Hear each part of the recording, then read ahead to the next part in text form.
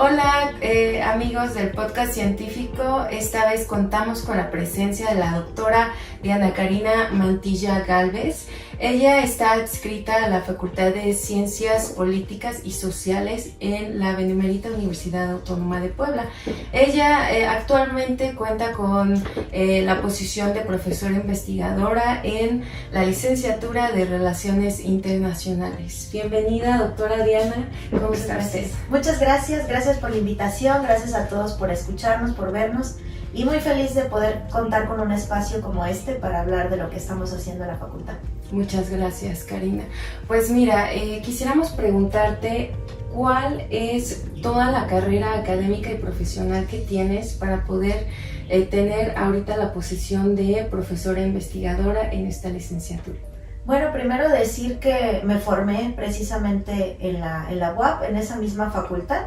Anteriormente la facultad era la Facultad de Derecho y Ciencias Sociales, estábamos unidos y desde hace casi 3 años estamos ya separados de la Facultad de Derecho y nos hemos ido consolidando como Ciencias Políticas y Sociales. Allí estudié la licenciatura en Relaciones Internacionales en la generación 2003. Y egresando entré al Instituto de Ciencias Sociales y Humanidades Alfonso Vélez Pliego, también de la UAP, la famosa Casa Amarilla. Y ahí estudié Sociología, la maestría en Sociología.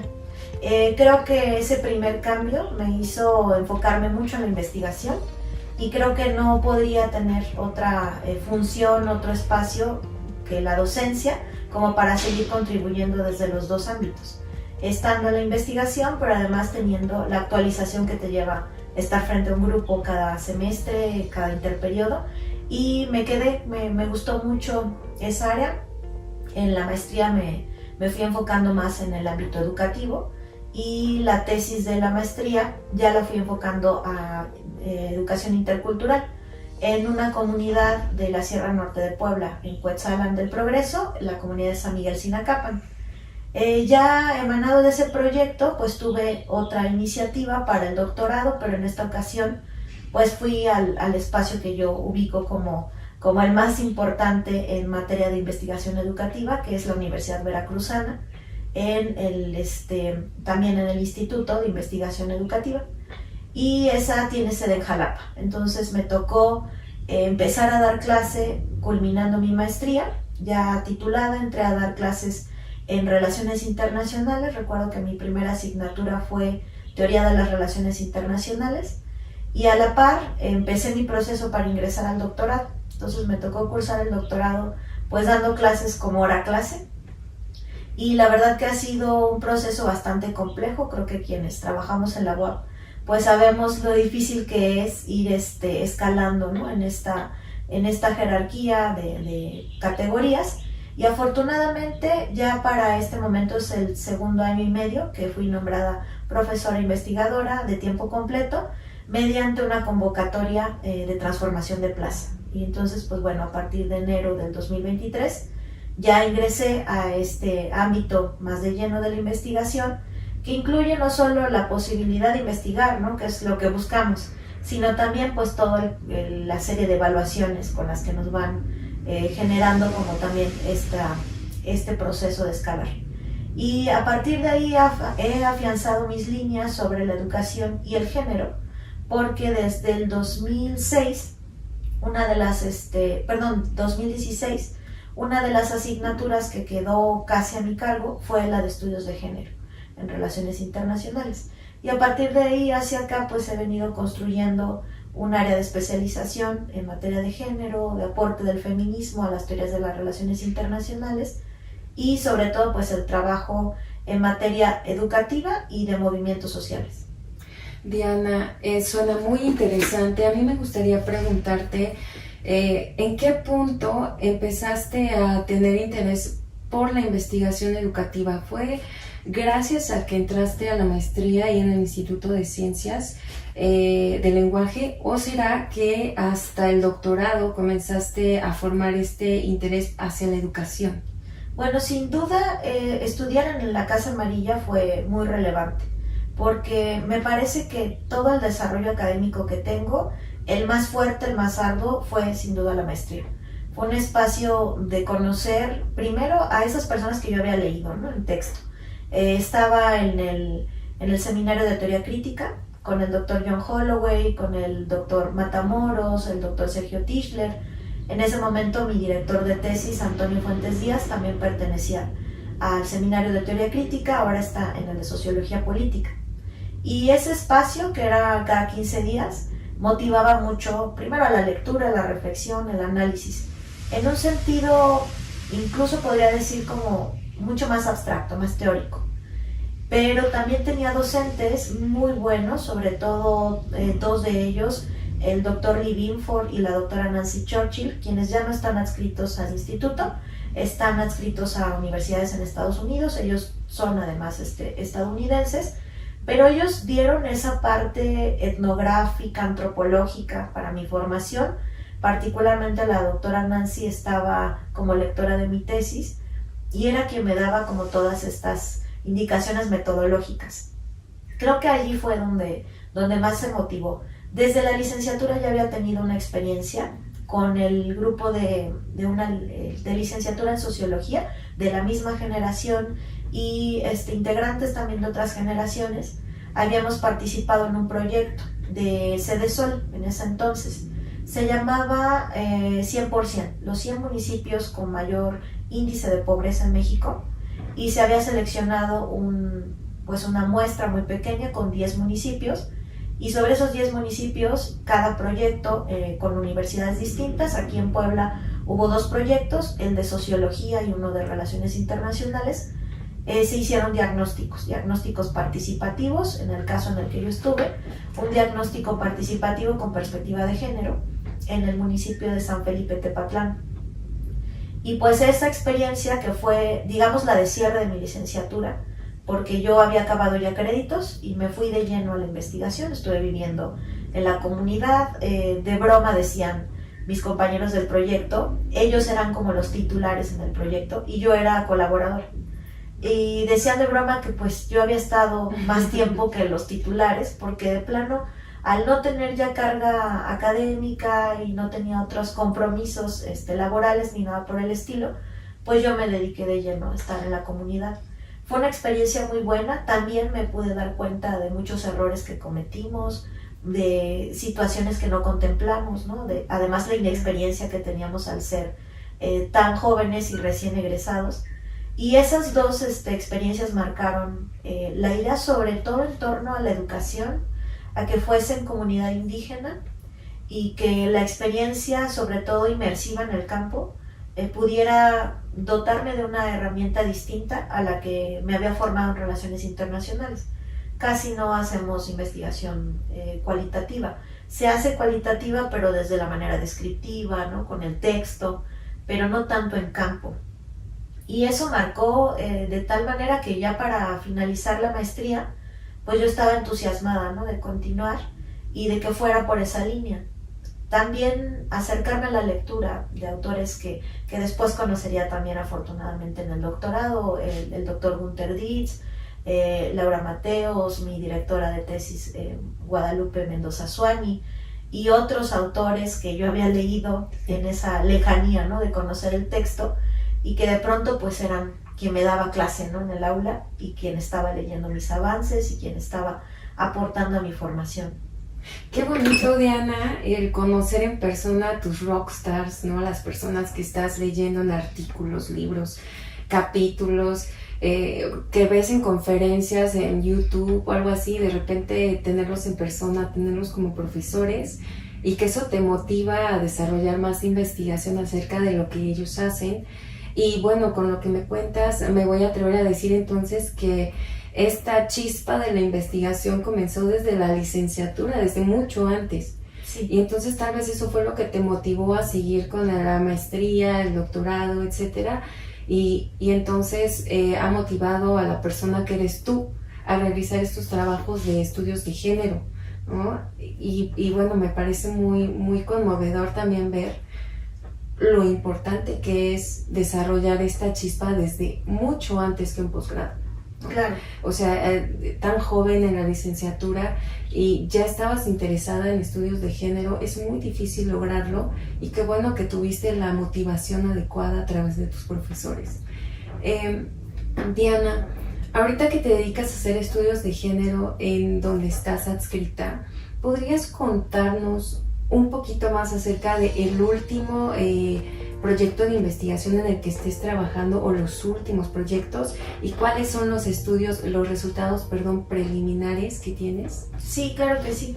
Precisamente por esa motivación que me generó desde la licenciatura, también mis docentes de la licenciatura, hemos tratado junto con otros compañeros ahí mismo en Relaciones Internacionales, pues de armar equipo, ¿no? De posicionarnos en la investigación, pero también en ese llamado hacia otras generaciones, ¿no? Actualmente es un poco complejo situar la investigación como un área pues posible, ¿no? Para el trabajo.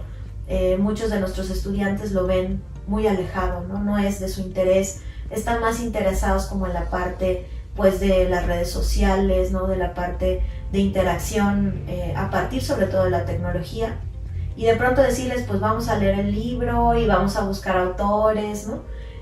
Sigue siendo un tema que a no todos les agrada, ¿no? Y pues hemos hecho buen equipo, creo que han sido buenos los resultados. De los últimos proyectos, en el del año pasado, lo desarrollé de manera individual.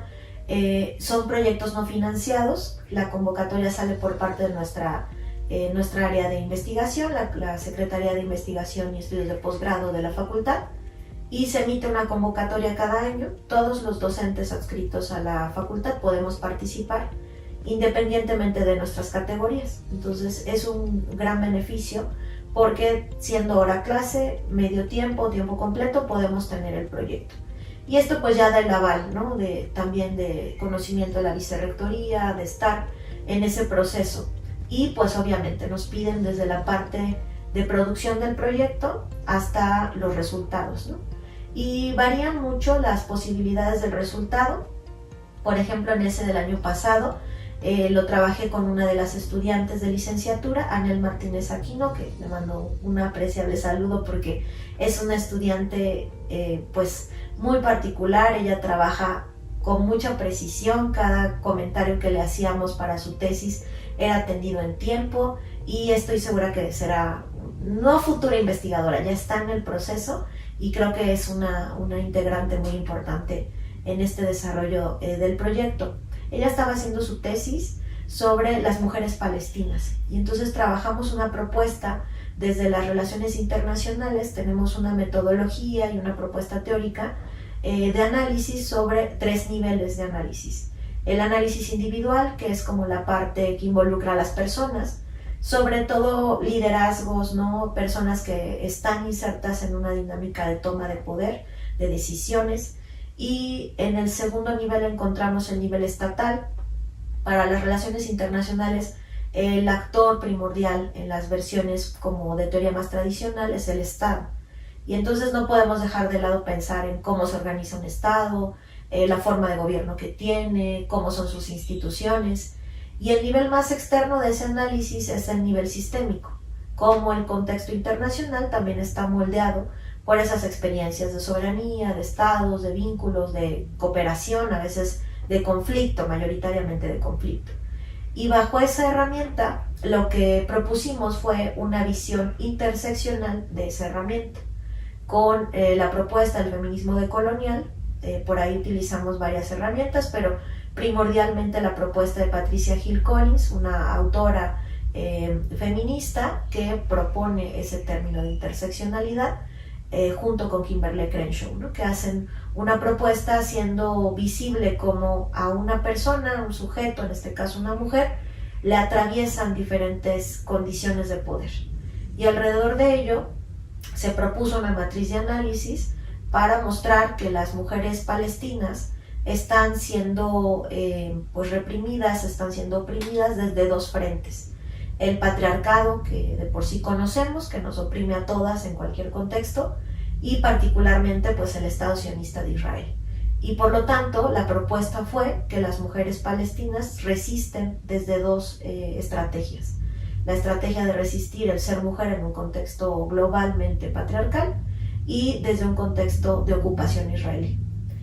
Para ese trabajo, pues bueno, ella hizo una serie de revisiones alrededor del trabajo de mujeres, organizaciones de mujeres en favor de las mujeres palestinas, mujeres que no son palestinas que trabajan en favor de las mujeres palestinas, algunas organizaciones incluso de Israel que trabajan en favor de las mujeres palestinas, pero sobre todo las propias mujeres en ejercicio de autonomía que independientemente de vivir en un contexto como el que le ha tocado al pueblo palestino, resisten y proponen, ¿no? Para ellas, para niños, niñas y también para hombres palestinos que han sido atacados por esta incursión pues, del ejército israelí.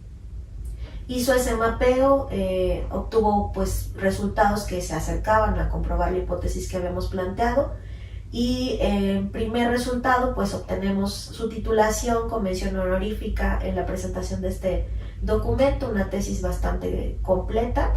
En segundo lugar pues participamos en conjunto en el Congreso Nacional de Relaciones Internacionales que lleva la Asociación Mexicana de Estudios Internacionales, AMEI, y ahí pues fuimos a también compartir parte de los resultados y estamos en espera de la aprobación del texto producto de esos resultados, un artículo de investigación conjunto que ya enviamos a una revista para dictaminar.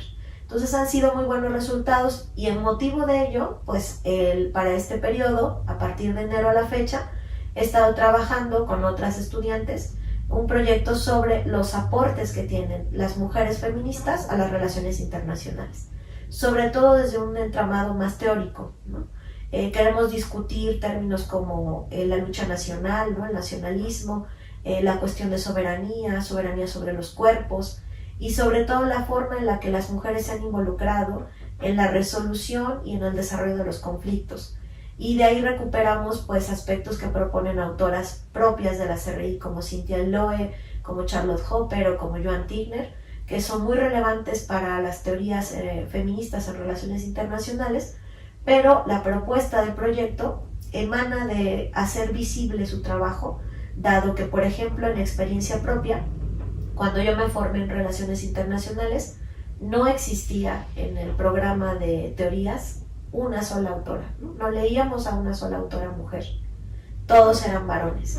Y a partir de algunas modificaciones en las que también he estado inmersa en actualización de planes y programas de estudios, en transversalización de la perspectiva de género en esos planes, pues hemos logrado que los compañeros también se interesen. La mayoría de quienes imparten teorías son también compañeros varones y pues han ingresado, ¿no? Ya material sobre estas mujeres tan relevantes para la CRI, para que nuestros estudiantes también sepan, ¿no? Que durante mucho tiempo el conocimiento de estas mujeres, los aportes fueron relegados, pero están ahí, existen y además tienen una visión muy distinta a la que las teorías clásicas de las relaciones internacionales nos mostraban, sobre la guerra, sobre la paz, sobre el conflicto y sobre otras categorías analíticas que son muy constantes en nuestro trabajo en la disciplina. Y lo que puedo ver es que estas investigaciones que estás realizando están comenzando ya a tener, como dices, un impacto sobre la misma población con la que trabajas en cuestiones de equidad social e igualdad de género, que es lo que se está promoviendo para la Agenda 2030 de las Organizaciones Unidas, ¿no? Entonces, de las Naciones Unidas, perdón. Se me hace muy interesante y muy impactante hasta dónde ha llegado el resultado de tu investigación. A mí solamente me nace la duda y es por el interés, porque es muy difícil poder analizar una cuestión social, también sociocultural, en este caso de Palestina. ¿Cómo es que tomaron esa muestra de participantes? ¿Cómo es que ustedes decidieron, vamos a trabajar sobre esto para poder llegar a esos resultados? Bueno, ahí en la carrera tenemos también una compañera que es pues una muy buena aliada para los trabajos en torno al contexto de Medio Oriente, que es la maestra Marcela Álvarez Pérez. Ella está especializada en ese contexto y es quien imparte la materia de Medio Oriente para nuestros estudiantes. Y pues ella tiene también un grupo de trabajo con pues investigadores académicos en favor de Palestina para dar a conocer pues cuáles son los hechos alrededor de la situación del pueblo palestino desde la conformación del Estado de Israel.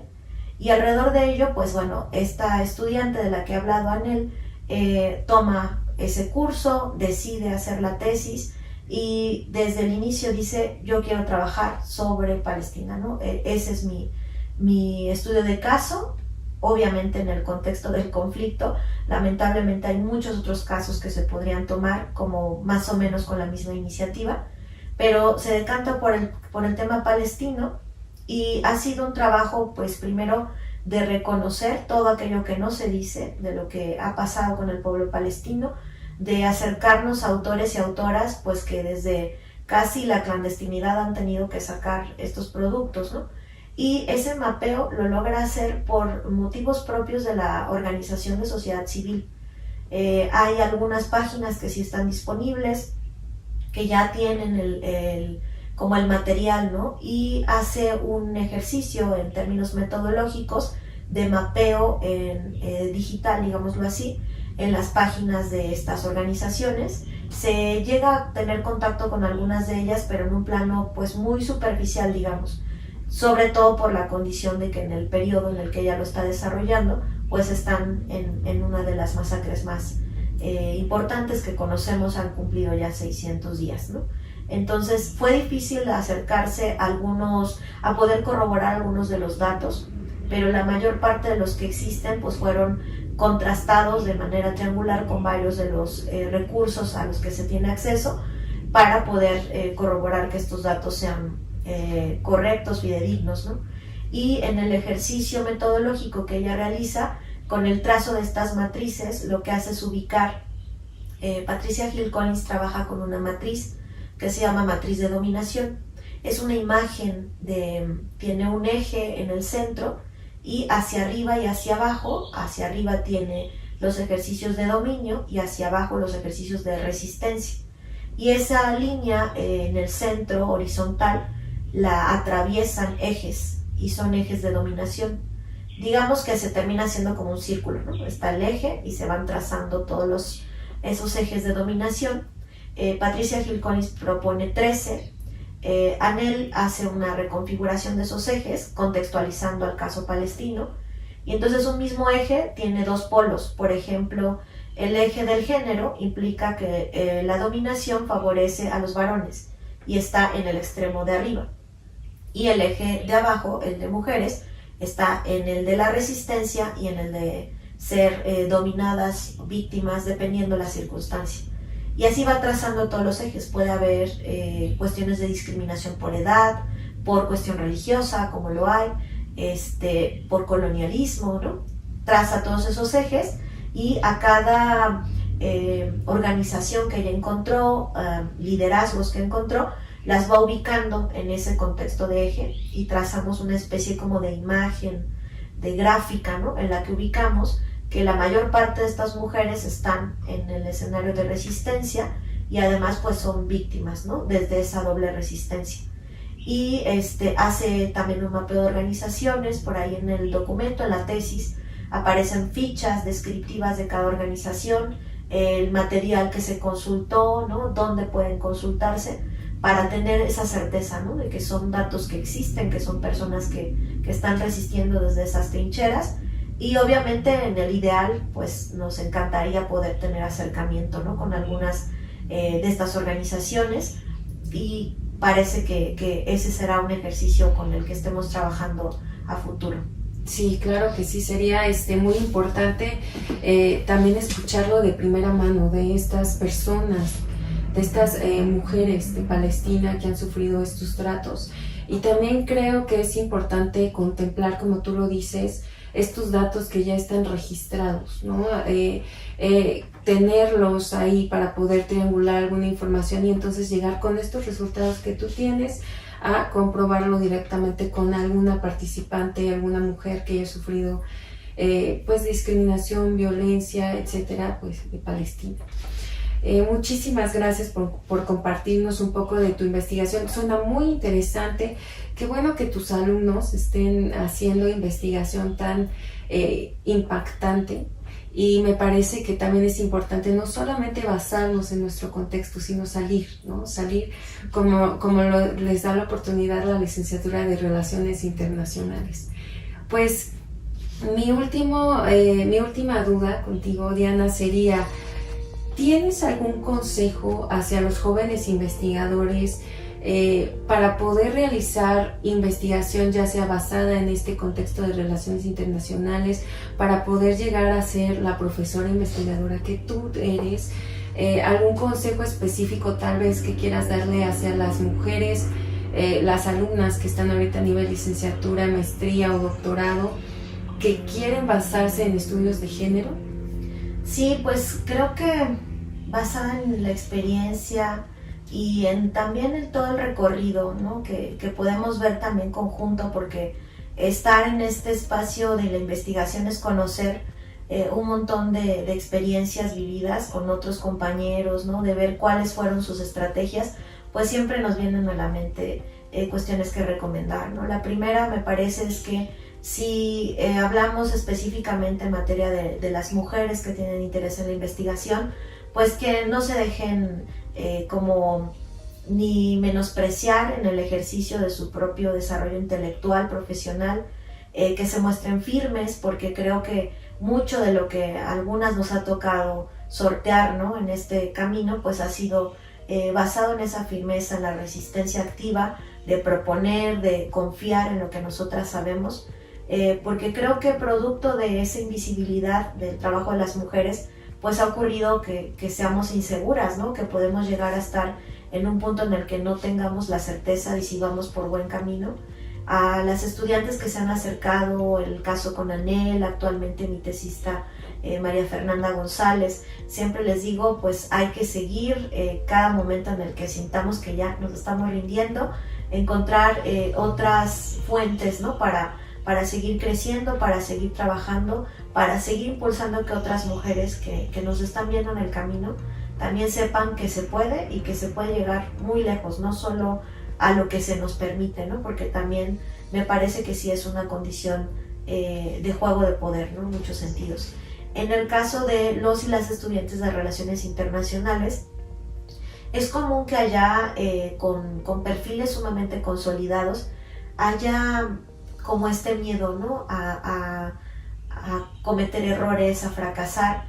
Y un comentario que trato de hacerles cuando toman sobre todo la materia de seminarios de investigación es que piensen en lo que más les llena, en lo que más les interesa, y eso lo lleven a las relaciones internacionales.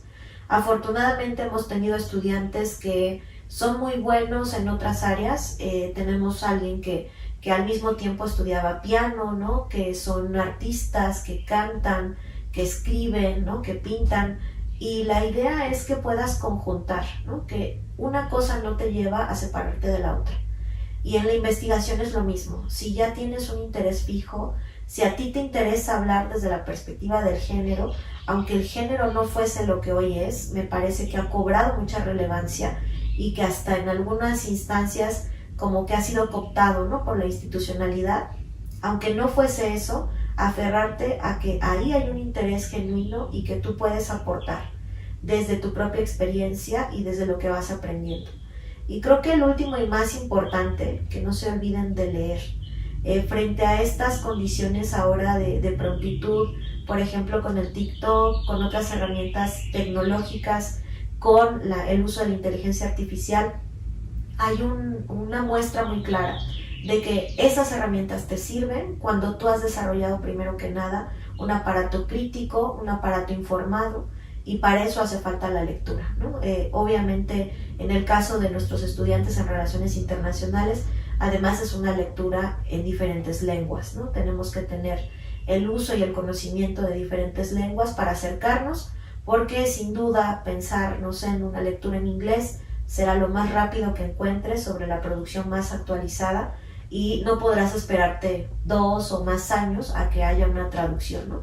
Entonces acercarnos a ese ejercicio constante desde el gusto, desde el agrado, para que al final esas otras herramientas que van apareciendo, que no hay que demonizar, hay que usarlas, pero las sepamos usar desde ese aparato crítico ya consolidado. Entonces, pues a grandes rasgos es que no desistan, que en ese aprendizaje pues encuentren también fortalezas para aferrarse a lo que de verdad les gusta y que no dejen de leer. Me gusta mucho, coincido contigo que en definitiva siempre tienen que hacer algo que les guste, de otra forma renuncian a ello más rápido. Sí. Y también que deben de aferrarse, ¿no? A que no todo es éxito, sino más bien fracasar, equivocarse para poder después entenderlo, desarrollar este punto crítico que tú dices, reflexivo, ¿no? No solamente de lectura, sino también del por qué debo seguir adelante con mi proyecto de investigación, con mi tesis, y al final, como tú dices, pues lograrlo, ¿no? Terminar justamente lo que tú querías empezar, relacionándolo con tu área de estudio. Pues bueno, antes de terminar esta entrevista, Karina, me surge una duda, y esto es más bien respecto a tu trayectoria, ¿no? ¿Cómo ha sido para ti ser mujer y llegar a ser profesora investigadora? Sobre todo porque tú eres una mujer que se ha preparado en los estudios de género, ¿no? Tú sabes todo teóricamente y seguro prácticamente también todo lo que una mujer a veces atraviesa, sobre todo en una sociedad en donde a veces es un poco más difícil para las mujeres lograr ese éxito y tener el respeto, la confianza de la misma academia.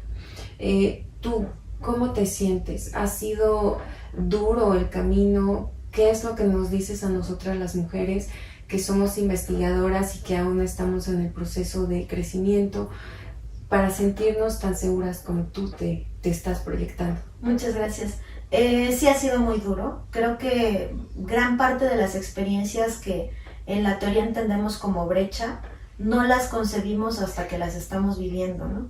Creo que en el proceso de ser una estudiante, pues me topé con que mi carrera era mayoritariamente pues poblada por mujeres, y sigue siendo. Tenemos un gran índice de mujeres mucho más alto que el de varones. Sin embargo, cuando llegábamos a esos puntos en donde quién figura, quién escribe, ¿no?, quién produce, siguen siendo varones, ¿no? Inclusive en espacios de representación, de toma de decisiones, ¿no? Casi siempre escuchamos de los embajadores, de el cónsul, ¿no?, de pues alguna representación o alguna toma de decisión importante en el sector, sobre todo público, pues son ellos, ¿no? E inclusive en materia como más de autoridades a nivel académico, de igual manera, ¿no? Son nuestros coordinadores varones, nuestro director varón, y creo que poco a poco ha venido un crecimiento de esa participación, ¿no?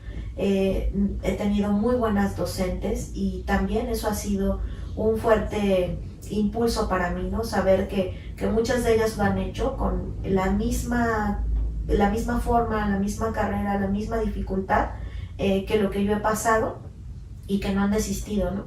Pero creo que algo que me apoyó desde la licenciatura, final de la licenciatura, ha sido el activismo que he desarrollado por fuera.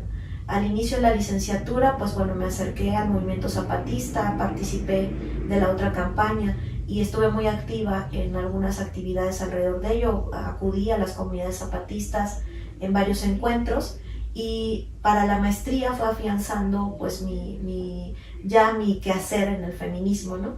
Hay una frase en el feminismo que me gusta mucho utilizar, y es que una se hace feminista con su propia historia, y sin duda eso es lo que me ha pasado, ¿no? O sea, fue asistir de manera como muy esporádica a alguna marcha, de pronto ya estar como en la primera línea, ¿no?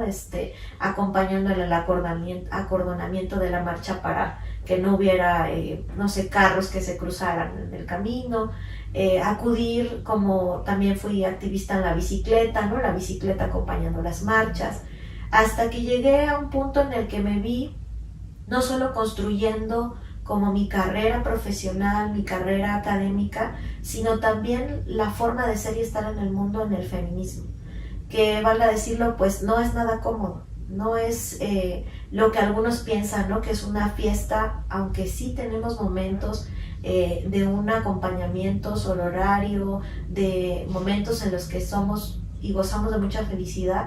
Es un camino muy arduo, porque es estar constantemente en una postura crítica que no va a ser aceptada. Dice Sara Ahmed que es estar como el aguafiestas constante de cualquier reunión, ¿no? Porque siempre sale el comentario que ubican como ácido, ¿no? Que no les cae bien. Pero ha sido también un camino de encontrarme con otras mujeres que sustentan, que me permiten, ¿no?, desarrollarme. Y creo que el último y el más difícil ha sido seguir construyendo la carrera en la academia y en la investigación a partir de que soy madre, ¿no? O sea, todo se retrasa, en todo estás a destiempo y al mismo tiempo tampoco puedes disfrutar del todo, ¿no? Siempre tengo en mente los comentarios que hace de pronto mi hijo, ¿no? El día que descubrió que era maestra, dijo, pero ¿cómo tú das la clase? Luego darse cuenta que no solo doy la clase, ¿no? Y preguntar, ¿y de qué estás escribiendo? ¿Y ahora de qué estás investigando? ¿No? Que él se dé cuenta que tiene una mamá que intenta estar presente, intenta porque no siempre lo logra, pero que en el fondo esa persona que está ayudándole a crecer también tiene una vida y tenía un proyecto y está tratando de seguirlo, ¿no? Creo que esa ha sido la etapa más difícil, porque sin duda evaluarte, por ejemplo, con la misma herramienta con la que evalúan a una persona varón, soltero, ¿no?, que no tiene hijos, que no tiene otros compromisos que cumplir, pues no será nunca lo mismo que evaluarte a ti cuando estás cambiando pañales y al mismo tiempo tienes que sacar, no sé, el borrador de la tesis, o que tienes que entregar tus resultados del proyecto, que tienes que asesorar a una persona. Entonces creo que sí ha sido un trabajo bastante difícil. Al final creo que sin el soporte de todas esas otras mujeres a mi alrededor no sería posible. Mi mamá en primer lugar y mis grandes amigas, ¿no? Soy colaboradora del Centro de Análisis, Formación e Iniciativa Social, CAFIS-AC, y sin duda la directora de esta organización, Natalia Hernández, ha sido para mí un referente, ¿no? El saber que se puede hacer desde la academia y desde el plano activista una gran transformación, ¿no? Aportar no solo para esos análisis, para esa reflexión, sino que la realidad se puede modificar a partir de nuestro quehacer. Y creo que también eso me gustaría compartirles, ¿no? Que independientemente de lo difícil que se vive y de la forma en la que constantemente tenemos obstáculos, se puede y se pueden construir trayectorias muy exitosas desde la reconfiguración de lo que significa el éxito, ¿no? Saber que estamos cambiando algunas vidas, que estamos ayudando a modificar pues todo el entorno social en favor de aquellas personas a quienes queremos y también aquellas personas a las que no conocemos, ¿no? De las que no tenemos ninguna idea, pero sabemos que vale la pena luchar también por sus derechos, por tener un ejercicio pues mucho más libre, autónomo, como el que nosotras gozamos. Claro. Muchísimas gracias por todas estas reflexiones que nos has planteado, Diana.